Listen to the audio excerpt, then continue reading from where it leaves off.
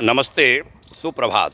2 जुलाई का 183वीं 183 कड़ी कमाई में बहुतों का हिस्सा, इस शीर्षक से आज बात करता हूं अखंड ज्योति 1957 के पृष्ठ 32 से लेखांश को उद्धृत करते हुए। आदमी जो कुछ भी कमाता है वह बहुतों के भाग्य का होता है। उसका अपना भाग्य तो उसमें उतना ही है जितना वह खा पहन लेता है।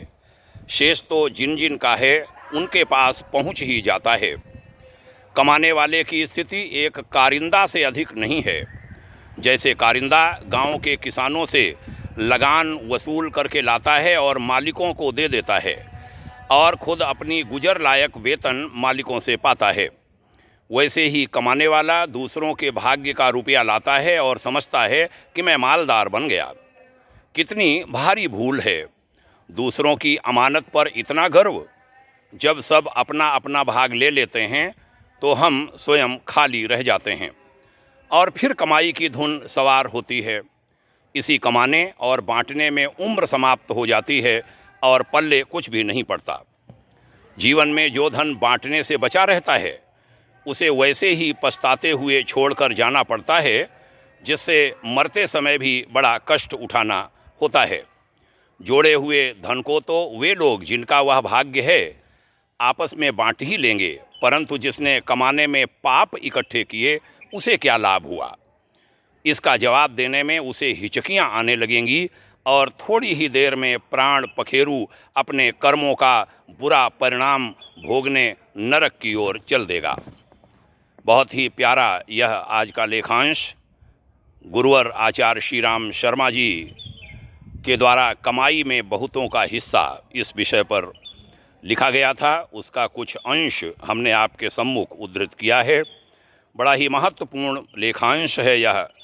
सीखने लायक लेख है यह।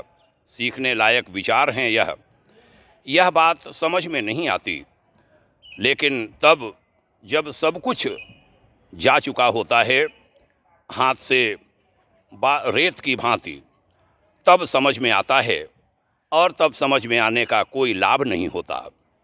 आइए समय से इन सच्चाइयों को समझें। अध्यात्म में इसीलिए कहा गया बहुत ताकत होती है, विचारों में बड़ी शक्ति होती है। जब इन विचारों की कद्र व्यक्ति जवानी के समय करते हैं, अपनी आयु के उस हिस्से में करते हैं जब हम बहुत सुधार कर सकते हैं अपने में, जब हमारे पास समय भी होता है, वातावरण भी होता है। आइए इस सच्चाई को समझें और ऐसे कार्य करें कि हमें पछताना न पड़े। बहुत धन्यवाद यहाँ तक सुनने के लिए। यह विचार लोगों में पहुँचते रहें, इसमें आपके भी हाथ लगें, आभारी रहूँगा। बहुत बहुत धन्यवाद, शुभकामनाएँ। ओम शांति।